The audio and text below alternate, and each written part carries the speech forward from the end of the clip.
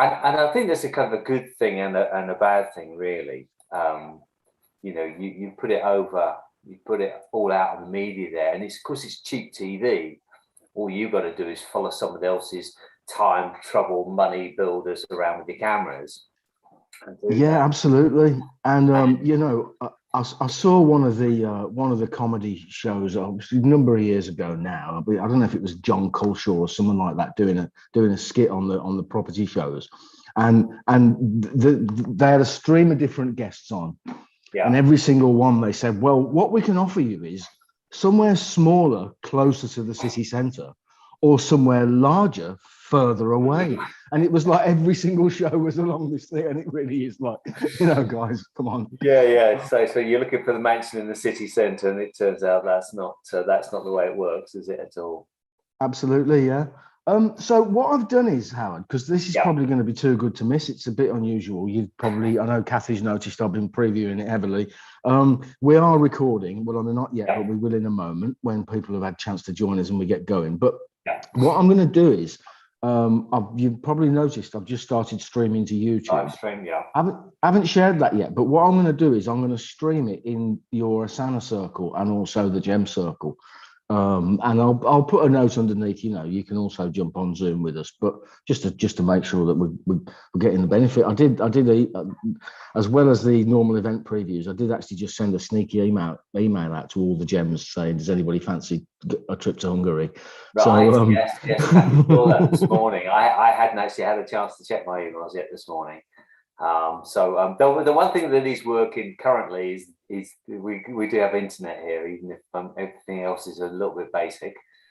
So we do have internet, so hopefully kind of it'll all stream. But I'm also going to just try and do a little walkabout outside the site. So I've got I will be joining as two people today, and do a little walkabout. Portfolio was all about cash flow. Wonderful. So I'm just going to mute James's mic, if that's all right, if I can do that. Why can't I mute you? James, can I ask you to mute yourself, please? He's connecting, so that's probably why I can't mute him, and we're just getting a little bit of background noise. But that's all right. Thanks for joining us, Carl and James and Tina. I know there are a few other people registered, so I'm sure they'll be along. Maybe their flight's a bit late to Hungary. But as you know, you're joining us on Property Hour. Let me hit that recording. And guys, just so you know, I am going to be live streaming this into GU. So if you're going to put your camera on, make sure you've done your makeup and don't say bugger, as they say. Over to you, Howard. Welcome to Property Hour. Would you just mind giving me you. Yeah, would you give me some co-hosts, right, so I can just screen share briefly, Duncan? Thank you. That would kind of make sense, wouldn't it? Yeah, of course. There you go. You can share away. So welcome to everybody, and over to Howard live in Hungary. Thank you very much. Yeah, and welcome to Hungary. Not our usual spot, but it's a project that we've had going on for a couple of years. So I'm going to kind of try and weave it into this morning's story a little bit if I can. Internet all being well. But let me just kind of introduce myself. For those who don't know me, I'm Howard Cain. I'm the founder of Asana Connected, or I should say joint founder. I couldn't really do this without my wife, Kathy. And city leader for Manchester, Virginia Shoe, a level 2 partners for the last couple of years. And it's been a really interesting ride, both in property terms and in business terms. And the idea behind the Property Hour is really sort of share a little bit of that with a worldwide audience. So we come together worldwide. We kind of learn from experts, and we'll be welcoming some of those along over the coming months, and then share some successes and challenges as well, because there's always an opportunity to learn more and to find out more. And after 20 years of property investing, I have to admit, there's always so much more to learn. Anybody who thinks they're done learning is probably just done, full stop. So there is a chance to live Q&A. Please jump in with your questions if you have them. We'll do our very best. And as a kind of thank you to you all, we have a free resource pack for everyone who attends, and I'll give you details of how to get that a little bit later. And every month I'm just dropping in some additional resources so that it's building up in weekly parts, and by the end of it you'll be able to build a model of the Death Star or something like that. I'm not exactly sure, but perhaps you'll have some of the tools that you need for your own property journeys. And we've tried to make it as easy to join in future as possible. So we use the bit.ly/property hour link. You can register through that. And that makes life as easy as we can possibly make it. So welcome. Let me tell you a little bit about what Asana Connected is or does. It's kind of associated with our property business, I suppose, but this is much more about bringing together a community, a trusted property community, because we believe that it's so much easier to travel further when you have the right people around you. And each of us from time to time needs a little bit of help. Sometimes we need a lot of help, but having a community that you can come back to support you is always brilliant. And that was the heart of Asana when we launched about 6 years ago. We underpin that with our core values, and these are values that sustained us for quite some time now. And they are first and foremost personal responsibility, the idea that we take responsibility for ourselves and for our decisions and for our actions. That we should be mindful of others and the world around us, that we shouldn't just act, with our own self-interest at heart, that we should be thoughtful in that approach. And thirdly, that wherever possible, we should support one another. It's not always possible to support when you yourself are stood in quicksand. But if you're still on solid ground and you see someone else struggling, then reaching out and helping them to support them is absolutely key. We kind of two things, I guess, that we weave through everything we do. One is wealth dynamics. We love the tools, we love the ideas, we love the concepts. And the second is Stephen Covey's approach to kind of win-win solutions, where we're looking to make sure that as we help ourselves, we're helping others too. For us, for the last 20 years, that's meant creating really good homes for people to live in. We run networking events and we provide ongoing support through a series of unique training and development programs. We are an independent organisation. We're not part of any larger group. It is just the people that you see on the screen there bringing all of this support, this training to that community. But we get some help along the way. We have our wonderful connections partners, our Asana connections partners, and these are people who have helped us. And that we bring to our community. So look, just a little wave. These are just some of our community coming together. This was a couple of years ago, pre-lockdown, of course, coming together for a day where we share ideas and learn from one another. And these are our gorgeous experts. You'll see people from legals to architects to planning, buying, because obviously right now, there's some challenges probably wherever you are in the world with material supply, people, all of those kind of issues. And some of those will become pretty obvious as I take you around one of our projects over here in Hungary.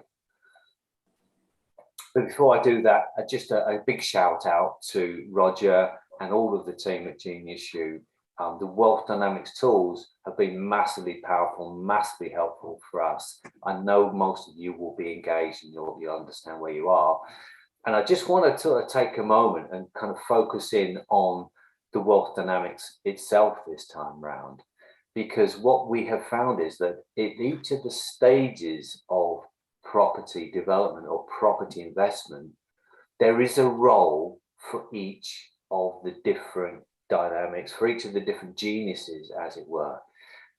I'll put my hand up right now. I'm a creator, and those are good people to have in projects at the beginning, and they're bad people to have in projects in the middle. We are scope creep specialists. We can suddenly see something emerging from the mud and we'll want to change it. And that's not always a good thing in projects if you need to deliver it. So let me just caveat what we're going to do today by saying there are two main types of projects in my eyes, certainly with property. One is that kind of the normal business related. It needs to deliver an outcome project. And then there are the property projects that are projects of the heart. So one of the mind and one of the heart. And when I say heart, that usually means the place that you put your, where you live, or that is driven by an emotional response. I have to tell you first and foremost that our project that I hope to show you here in Hungary a little of is a project of the heart.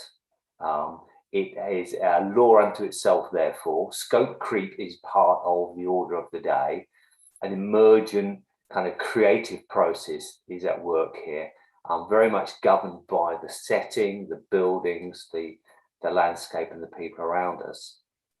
This is not an approach I would necessarily suggest for those of you who are looking to invest, kind of refurb or flip properties or redevelop or remodel properties. Those need a much more hands-on and structured approach. With that in mind, we've recently completed our autumn micro school, our Asana autumn micro school, looking at managing projects. And I just thought I'd bring a couple of those themes through into this. First and foremost, let me tell you where I am. So this was where I am 4 years ago. So this was December 2017, and we drove up this track in the middle of the country near Lake Balaton in Hungary, and came across this property. And Kathy, my wife, describes this as a magical wreck. A magical wreck. It is a magical wreck. It's a series of buildings set in 2 acres of essentially countryside, where you can see woodland and grass areas. There was no real farming going on at this time. The properties were all uninhabitable, that's for sure. In fact, the barn that you see there on the right-hand side was so badly attacked by time that in fact we've had to take that completely down. A big shame for us. We really didn't want to remove it, but it was too unsafe to leave in place, so that had to go. However, a lot of work has been done on the rest of the site, and this was a picture from a few months ago. It looks a bit barren. Trust me, the grass and the trees will all return. We have some detailed plans for planting, but this was again a winter scene earlier this year, where you can see some of the work in progress. And I'm just gonna, if this works, Duncan, I'm gonna try and take a little walk outside with my other phone and try and sort of explain a little bit about it. And highlight some of the issues that come along when you're trying to do something different wherever you are in the world. So let me just see if I can log on, and then you may have to let me in as a second Howard Cain, Duncan. Okie doke. Don't forget to stop sharing your screen as well. I mean, I can stop you doing that, but I'll be stopping you forever. Yeah. Okay. And here you are coming into the room, I think. Okay. Your, mobile device. Right, let me see if I've got that. Okay. And I need to join audio and start my video. On there. There we go. Okay, can Wonderful. you still hear me? Yes, and you even muted yourself on the other one, so that was a very professional transition. And made your bed. The standards here at Genius U on these Okay, calls well, are there's going Kathy up, sat aren't on the bed. We are camped in a single room at the minute because this is very much a work in progress. So I shall now take a little tour outside, and hopefully we'll stay in touch. Okay, so we've been creating a little private area here.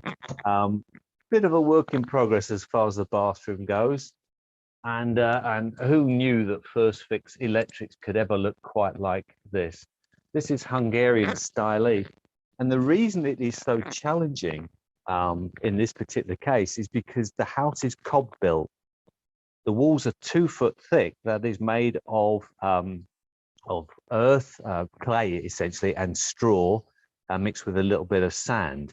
That means if I open this door here, you'll get a sense of the width of this door. If I put my hand in, they're 2 feet thick, these walls. They're incredibly dense, which means you can't channel out clay and straw in the usual way. You've got to use a different approach on this project.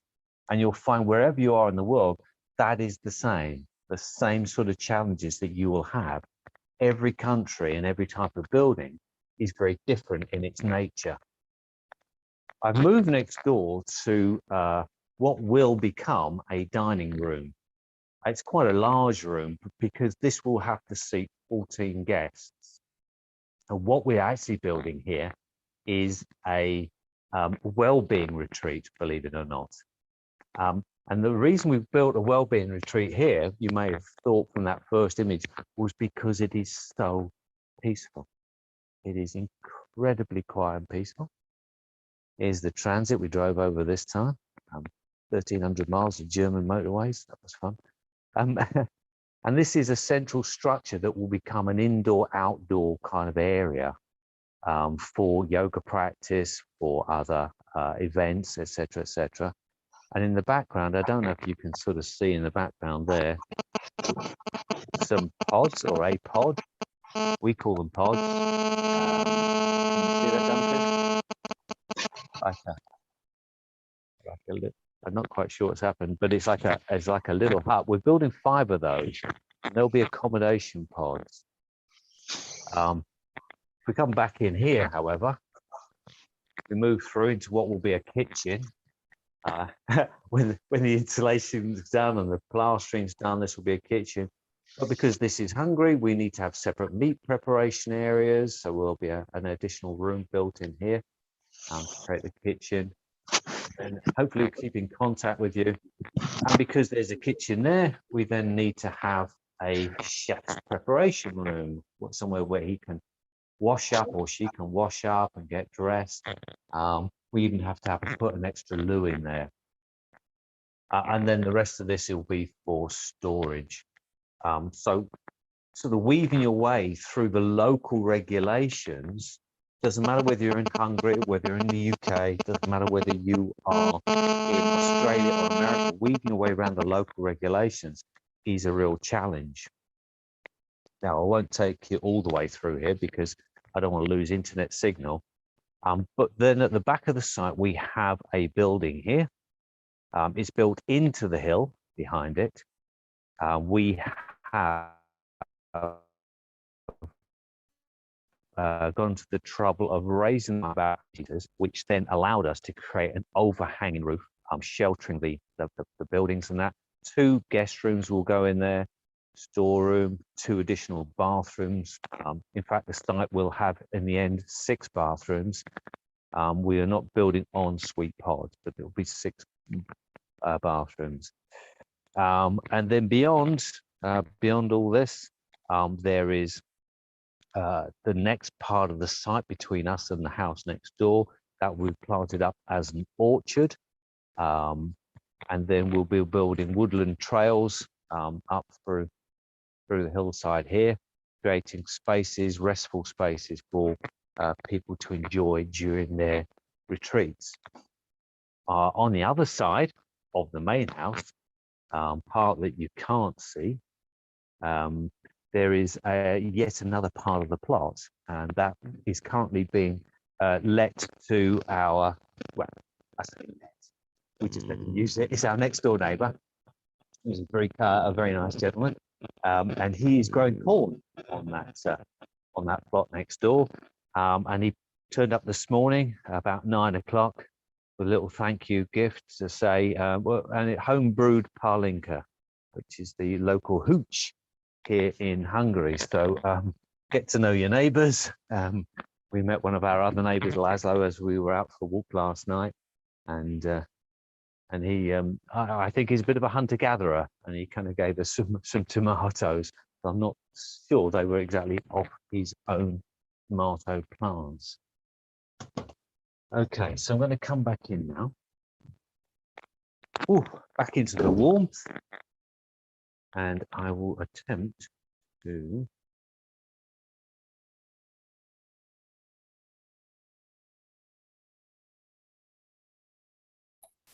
And I'm hopefully back in the room. Yes. Did I lose anyone, Duncan? Not at all. Well, not that you would have lost. You'd have lost everybody, or we'd have lost you, but not at all. And Signal was held up. okay, was it? There was a little buzz at one stage, but nothing too distracting. Okay. What a wonderful view, and you can actually see what's going to happen just from showing us there. It's fantastic, and you know from the photos that you shared with me last night that I posted in the groups. Yeah. Personally, I had no idea. So wow, thanks for the tour. It's yeah. So like I say, it's a labour of love, and that brings with it certain challenges. A lot of what you've seen there, we haven't been able to get to this site for 2 years. Which is problematic. And one of the things I would always say if I was teaching anybody about property kind of project management is that you need to be on site, typically on a Friday morning. Here in the UK, what you do is you turn up on a Friday morning with coffees for your builders and cakes, ideally chocolate muffins. That seems to be the order of the day. You always turn up on a Friday morning with coffee and cakes. They will be leaving early on a Friday, usually kind of finishing around about 3 o'clock on a Friday to go home. But building always starts at 8 o'clock in the UK, tends to start at 8 o'clock. And that would be the approach. It's more difficult when you can't be on site.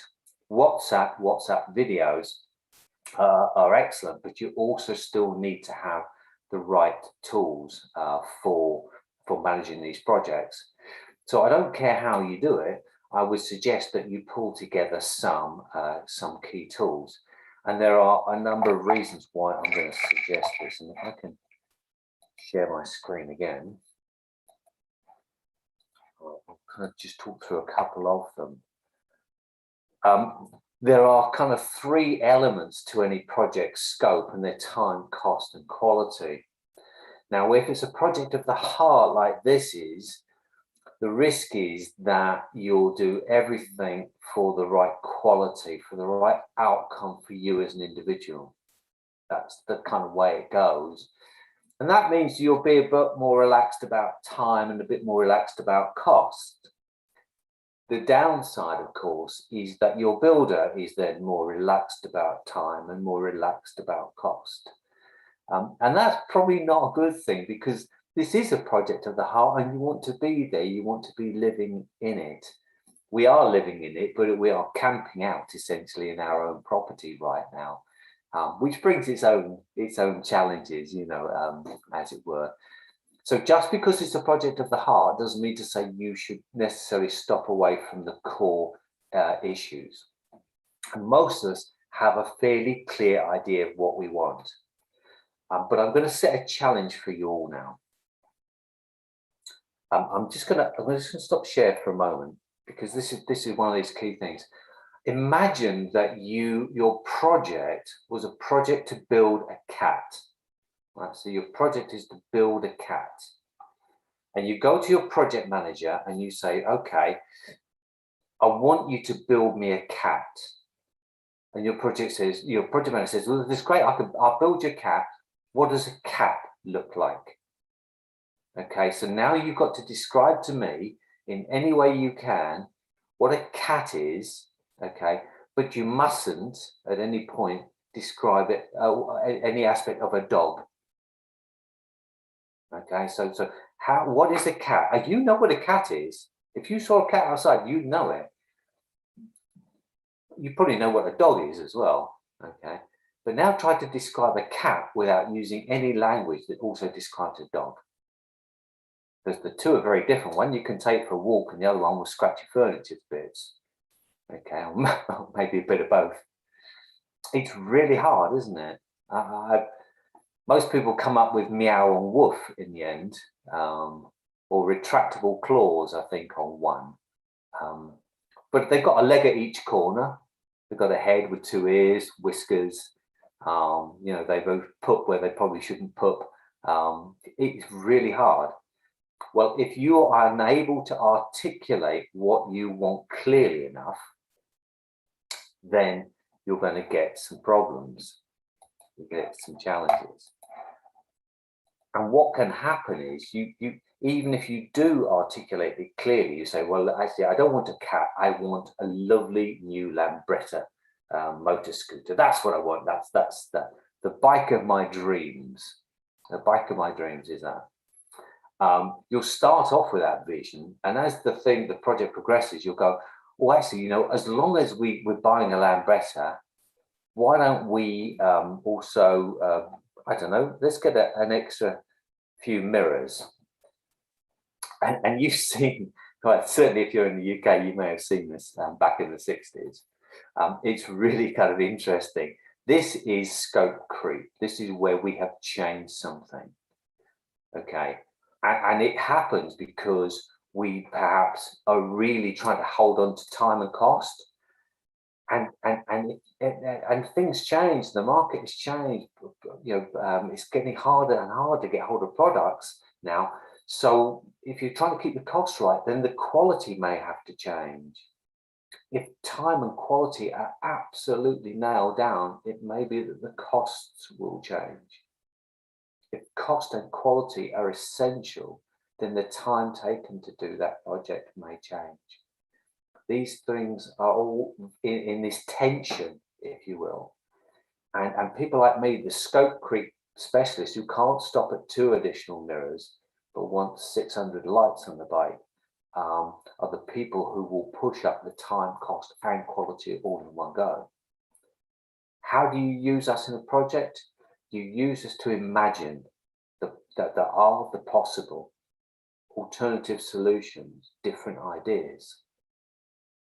How do you use people with blaze energy in your projects?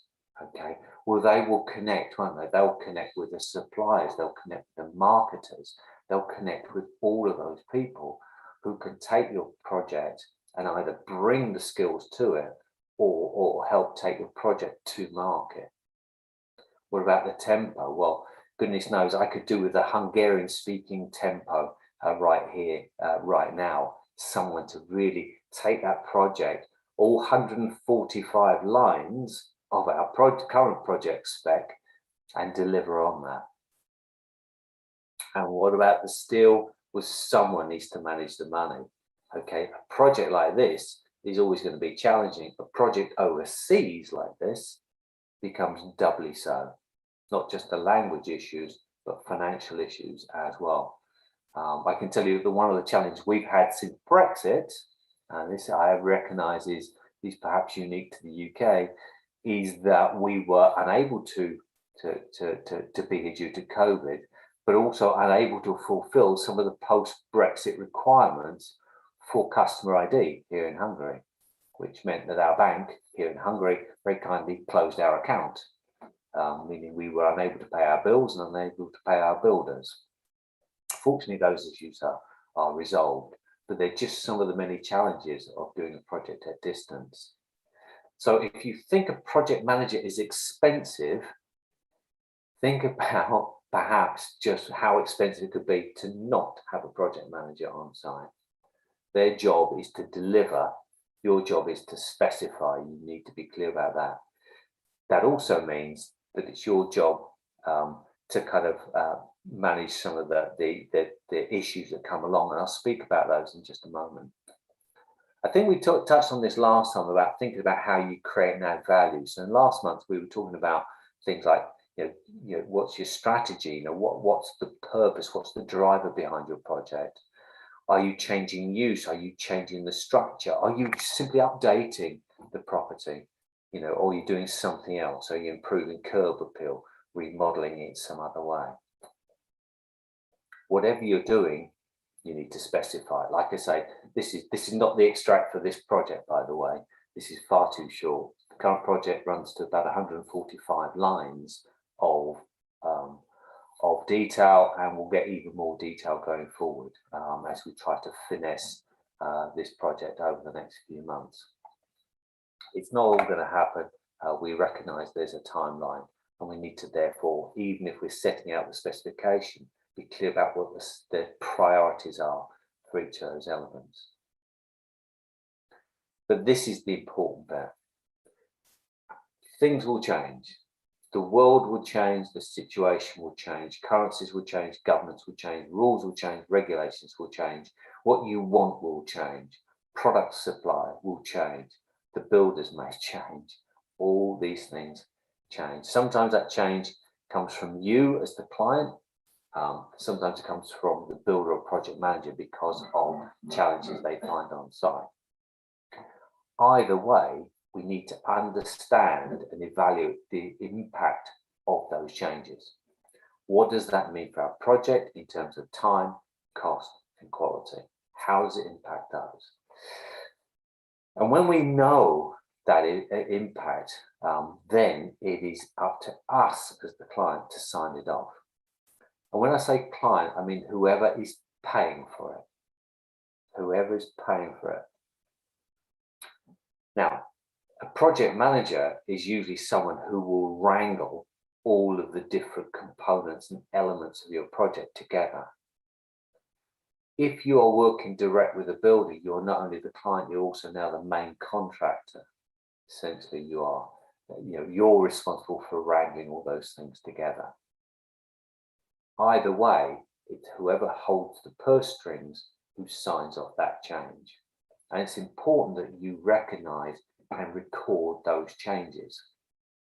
Because if you're doing this as a business, as a property investor, rather than as a heart project in Hungary, then you're going to need to really deliver on the outcome and learn the lessons from the changes that you make along the way. Does that make sense? You've gone through a process, your thoughtful process. I'm changing this because here's my reasons, here's the impact. I recognize that it's going to reduce my return on investment, it's going to reduce my yield, whatever that happens to be. And then update the project documentation. So there is a clear track. We know what we set out to do. This is how it changed. And here's the impact on that project. Now, there are lots and lots of tools out there for doing that. Sometimes people kind of get a bit carried away and they'll rush out to Microsoft Project, or they'll use some other tool, whether it be Asana, not our Asana, but Asana Project Management. You might want to use Monday or one of those other tools to manage your projects. Trello is clearly another really helpful tool. Whatever tool that you're using though, track it, make sure you understand the change and understand the impact on the change, whether it be time, cost or quality. Those are the three key elements. Can I just stop and just check if there are kind of questions that are coming out of I need to see your, there we are, I can see your faces now. I just did say, don't forget, guys, that we've got some space for questions. So I have invited people if they'd like to drop any into the chat, but that's not necessary. You don't have to type if you want to unmute yourselves and speak in person. That's why we do all this in Zoom, isn't it? Really. I'm going to start the ball rolling with a question. Okay. Why Hungary? Oh wow! Okay, so that's not the simplest answer, but I'll try and share this with you because this kind of comes back to those values in a way. I was helping someone, or Kathy and I were helping a friend of ours with some mentoring, and trying to help her unpick and her kind of whole lifestyle, if you like, think differently. And set up the challenge of creating a vision board, and she did a beautiful job of vision board. If you never created a vision board, you could do it on a PowerPoint slide, or just get a roll of wallpaper is a good one. Slice up a big chunk of wallpaper, get some blue tack, put it on the wall, and put images up there. And that's what Andrea had done. And there were some wonderful images up there. And we went, okay, that looks fantastic. Where is that? And she said, well, that's Hungary. And we said, well, okay, well, why Hungary? And she said, well, that's where I grew up from kind of 4 to 15 or whatever ages it was. She had grown up in Hungary. Hungary had been her first language. You wouldn't know it if you spoke to her. She's lived in the UK a long time, since her mid-teens. And we got chatting, and she said, yeah, I'd like to move back at some point, buy my own property back there. She said, probably prices are really good. And we went, oh, okay, that looks interesting. Kathy and I had been talking about getting a holiday home or a second home somewhere away from the UK. We were thinking France or Italy, but we're inspired by Andrea and thought, well, there must be a guide to buying property in Hungary. And I don't know if you know this name, Simon Coulson is the guy. And Simon Coulson is famous for having made millions writing guidebooks to buy property in Europe. He made all of the mistakes you can imagine trying to buy property in Bulgaria. Okay. There was a time when people were literally queuing up with cash, bundles of cash outside Bulgarian estate agents because demand was so high and the market was so hot. And we thought, well, Simon's written 37 of these. Surely one of them must be about Hungary. And so we tried to track it down, didn't find the book for some reason, but found a website dedicated to buying property in Hungary, run by somebody who lived, when he's in the UK, that is, 5 miles from where we are. Okay, so this is the universe talking to you, isn't it? This is the universe saying you put something out there, and the person to help you only lives 5 miles away. So we phoned him up. We organised a viewing trip. He had a little team then around him.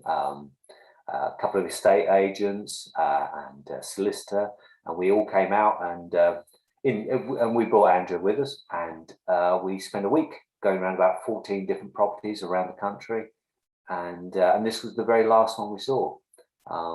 It was a bit left field, but as we walked around, I was looking at these buildings, and I thought, Kathy's been talking about a wellbeing retreat. You know, this place would work. This place would work. And that was that. It took a little while to get the project over to get the sale over the line, but we arrived 4 years ago, and yeah, it took probably about 8 months to actually complete the purchase, simply because there were some challenges along the way, and then the project work started properly not in 2018, probably the beginning of 2019. Started then.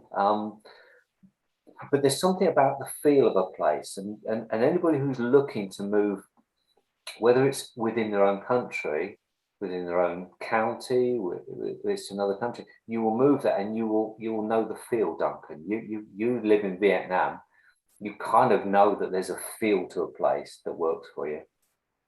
Absolutely, yeah. And that's why this is a project of the heart, because there's feel in it. You know, I think it's an interesting point that you've raised, and you also know, I mean, instinctively, you can walk down an alleyway and know that you're in the wrong place and shouldn't be there without seeing anything, can't you? You know, wherever you are in the world. So I think I always find anyway that it's always important to not overlook our intuitive side. Especially with, I mean, any kind of property involvement, any kind of property deal, it's by nature going to be fairly significant, isn't it? You know, unless you're renting a car parking space, of course, but by nature, it's going to be emotional and involving. And I think for a lot of people, especially when they everybody's used to having a house, either owning a house or even renting a house. You're used to having a home. And then when you start to move into property as business, I think it's really easy to try and everybody will tell you, you've spent a lot of time on this call saying, you know, you've got to make sure that you've got your eye on those things, and one of the major ones is cost and all the rest of it, and it's really, really important. But I think we can become a little bit cold and stop listening to ourselves. And I think, you know, dealing in foreign lands, I think it's really, really important to trust your own intuition, isn't it? It is. I think that's right. And your gut tells. I mean, I've always lived on my gut. I mean, I rarely do detailed analysis. It's not my way. I'll plunge straight in and make a decision from the heart. That can be good. That can serve you very well in your life, and it has served me quite well in my life. But you can make mistakes that way. If you're thinking about property investing as a business, it's a less good way of going about things. It's a less good way. But I do have a little intuitive acid test, if you like, when I'm buying a property, and that is, would I let my mum live there? If I wouldn't let my mum live there, I'm not going to invest in it. Okay, I don't care how much gentrification might yet happen. For me, I'm creating homes which I rent. Okay, those people. Some people have been in our houses for years. I mean, literally years and years and years and years. It is their home, and the reason they call it home is because it makes them feel safe.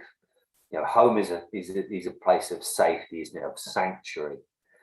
And what happened as we drove up this little lane here, it's in the 2-street village, in the back of beyond, in Hungary. As we drove up here, there was that sense of sanctuary, that sense of space, and that. So even though you kind of might apply my mum test, I'm not sure I'd let my mum live here. It's a bit too far from the sort of services and stuff that she needs, but it has that sense of sanctuary and of safety of being able to nestle down in here, you know, but it also has scope. It had the scope that we needed to be creative. I guess both are equally important, aren't they? If you want to create, a retreat there, you know, you've got to have a good vibe about the place, as well as the scope to be able for it to be successful.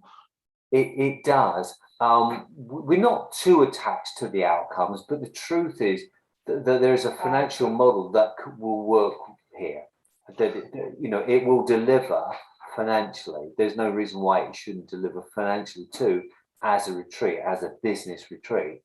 But sorry, Kathy just mentioned something. The other thing about here is there are parts of Hungary that are kind of quite well to do. If you're close to Lake Balaton, you know, a 2-bed apartment there is going to cost you like a 2-bed apartment would almost anywhere in the world. You know, you'll be paying 150, 200,000, 250,000 pounds for an apartment there. Right here, it's much quieter. It's much more farming community, but also there's not a lot of employment. And one of the things that we can do here, like you remember I said about mindfulness and support.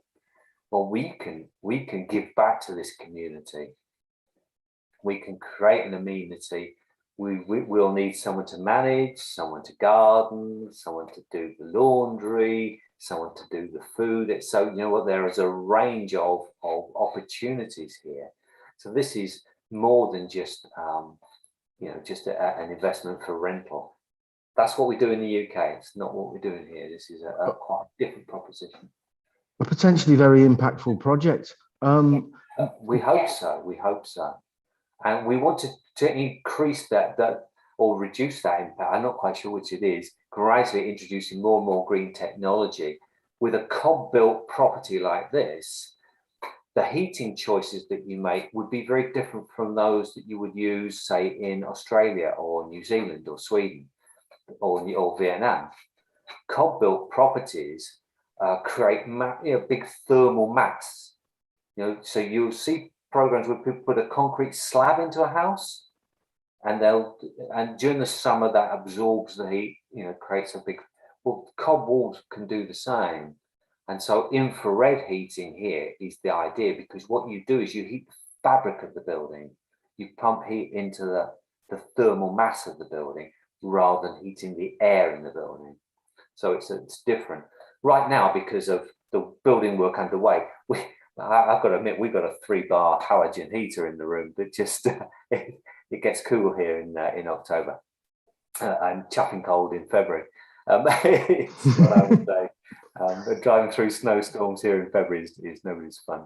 So we don't plan to run this as a year-round retreat. It will be a 7-8 months a year. But yeah, impactful. You're quite right. Yeah. So, in the absence of other questions, not for me to sort of take over and treat it as an interview, but of course I have got questions ready where others may not, because I knew I was going to be here for a couple of weeks. But prior, and I knew what the theme was going to be as well. And so, if I can bring it back to myself, I'm here in Vietnam, and the opportunities around are absolutely plentiful. And of course, we have here a very rapidly changing regulatory environment. Yeah. And so at the moment, it is possible for foreigners to buy property, but only designated property. And it's not probably the kind of property that I would be interested in, because it's newly built apartment blocks and things like that. However, we are imagining that very soon that, you know, the rumors are abound that foreigners will have greater access. And I'm feeling very, very cautious about this. Now, you just mentioned a moment ago that for you and Kathy on your current project there in Hungary, you're not too fixed on the outcomes. And I'm going to make the assumption that what you mean is this is not, hasn't got an amount of exposure that's scaring you to death. And if it doesn't work out, you're going to be bankrupt, guys. So in a way, you're in quite a position of luxury, because you can afford to, if you like, I know you don't look at it like this because you're professionals, but you can in some way take a chance. And I'm not in that position. So how would, I know you can't go into the specifics about Vietnam, but for somebody who's looking outside of maybe their comfort zone and is tempted, but wants to try and build in a plan B, an insurance policy for when things go wrong, where should I be looking to do that? And how? Okay, I mean, you're quite right. It's interesting. We think we can probably complete this project for about the equivalent of a 2-bed terraced house in the town that we live in the UK. Despite all the building work, it might be a little bit over that, but that's an awful lot of property for not a lot of risk. But for us, currently, this is a complete cash operation. So it's our cash that's going into this. So it's not leveraged. The intention is that at the end of the project, it will then be leveraged through third-party financing. And I think if you're undertaking a property investment, then think about the exit first. Okay, do not fall in love with the project unless you kind of understand the exit. So if I buy a house and do X, Y, and Z to it, can I do something with it? So if I buy it and my intention is to create a property in Vietnam which I can let out and earn an income from, then I need to understand how good that market is, how robust that market is, how mature that market is. If I'm doing that and I just buy in for cash, then can I leverage myself out? Can I exit by using third-party funding? And if I'm using third-party funding, do I have sufficient income to make sure that it is an asset and not a liability? Everybody knows your own home is a liability. Yeah, nobody pays you to live there. You pay lots of money out to be there. A rental property is the exact opposite. It's an asset. It should deliver more than you spend. So can I exit on my main strategy? That's the first. Secondly, can I exit on an alternative strategy? So if it won't work as a rental, would I be able to kind of maybe do it up or sell it on, maybe flip the property in that way? Possibly there's a really powerful, strong serviced accommodation market or Airbnb market. We know, for example, that in the UK, increasingly 2-bedroom or 3-bedroom terraced houses, there's still a massive, massive demand in the rental market. But in terms of serviced accommodation for contractors, that is a huge market.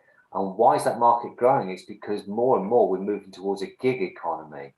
You know, we're kind of contracting, we're working short term, etc., etc. And people kind of they move there for a job, and then they kind of they step away. You know, so they need somewhere but they don't want to sit in a hotel for 6 months. Okay, I've seen people who sit in. I spent 2.5 years working around the country in hotels 5 nights a week, and the truth is you get fit or you get fat, and I would say 90% of people get fat and not fit in sitting in hotels. A home away from home, which is what Airbnb or service accommodation is, could be an ideal exit for almost anywhere in the world. So have you got a main exit that works financially? Have you got an alternative exit, okay, that is simple to kind of and have you got maybe even a third exit? The more exits you've got, the more confidence you have going in, and that's especially true if it's not necessarily just you and your cash going in. If it's you and somebody else's cash going in, which it often is, there's plenty of cash out there. There's just not often enough deals to meet the demand for the cash. If you can identify an opportunity, Duncan, and you go, I think this could work. I've done my due diligence on the numbers. I know that financially it works. I've got my exit, my alternative exits. I've de-risked. Then you probably find people within this community, or within the Asana community, knocking at your door saying, I want to be a part of that. I've got capital to invest. There's plenty of capital around the world, just not so many opportunities. Well, not in some parts of the country. We discussed this last month, didn't we? You know, the challenges in Australia and UK. I think we talked about challenges in Denmark and elsewhere. You know, the property market's really hot in some parts of the world. Absolutely. I don't know if that helps. Marvelous. Yeah, thank you so much. And really, you know, makes so much sense. And you know, I'll put it into simple words for me. I don't want to sink money into somewhere if I'm going to end up having to live there, even when I don't want to. And at the moment, I absolutely love it here, and I'd be happy to buy a place for myself and my family to live in. But I can't think that far into the future. So everything I need to have at least 2 or 3 exits from. And that sounds terrible. I hope my girlfriend isn't listening to me, because it sounds like I've already got my eye on the door. I mean, for us all to exit, you understand. But it makes so much sense what you've said. We have got a couple of questions. Okay. The first one isn't so much a question, but really nice input from Tammy. She has a great interest in Hungary. Her family's from there. Cool. She's there every summer. She has a vacation property in the very exclusive part that you mentioned, I think, up near Lake Balaton. Let's get you guys connected, because she'd love to know more about your property and where it is and all the rest of it. We'll talk about connection in just a bit. I have to say, there's also some really powerful groups here that have helped us enormously. And I should shout out to Balaton Brits, which is a Facebook group that brings kind of British people who have kind of moved and lived out here, because Hungarian is one of the world's most difficult languages to learn.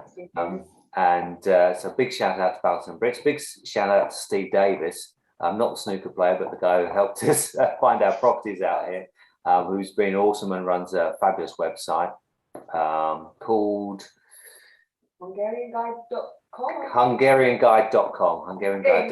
Yeah. So, but yeah, big shout out to Steve, who also keeps us up to date with the rapidly changing environment. But yeah, love to connect. That would be fabulous. And an actual question as well, I think you said. Yeah, a personal question, but I mean, you did reference it, and it's simply because Tim's probably got no idea how much a terrace property in the northwest costs, because he's out in Australia, you see. Quite so, yeah. Okay, Tim, I can see you there, so I'll give you a little bit of a wave. Cool. I don't know what time it is there.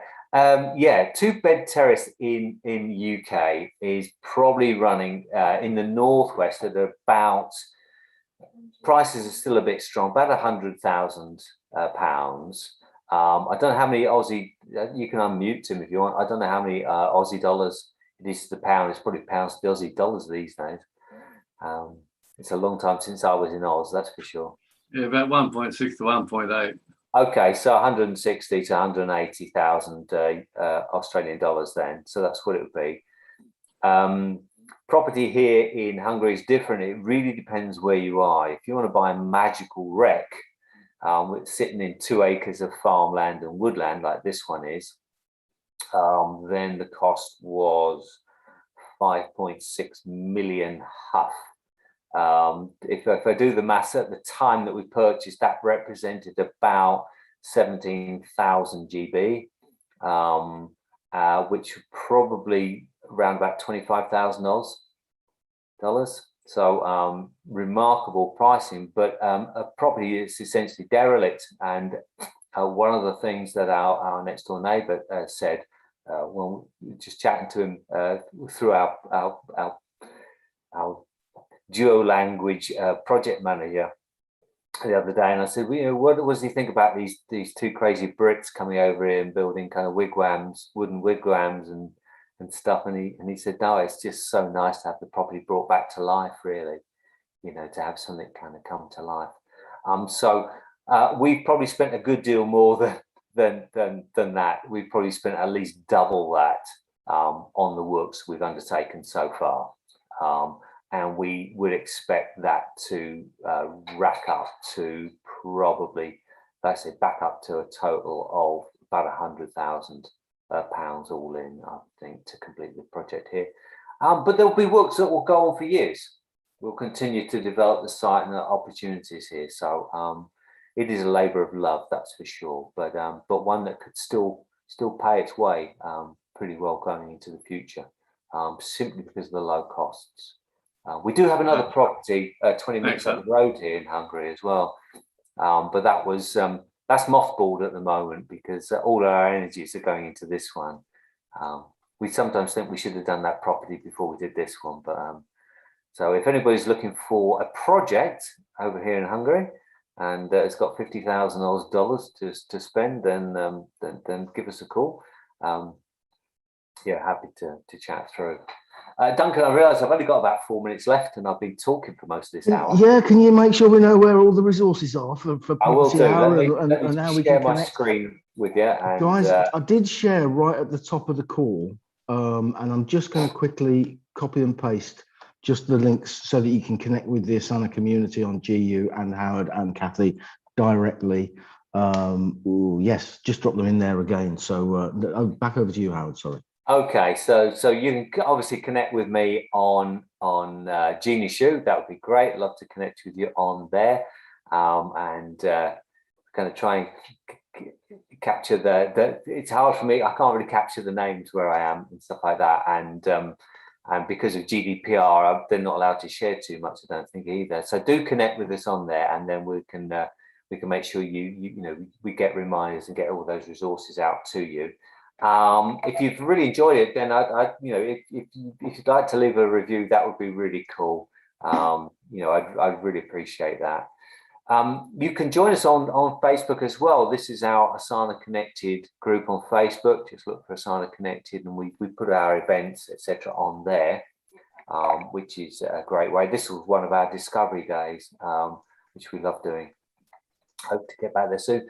And this is the address for the resources pack. Our website is asanaconnected.com with a hyphen and /resources, and you'll find stuff from this and from previous property hours in there.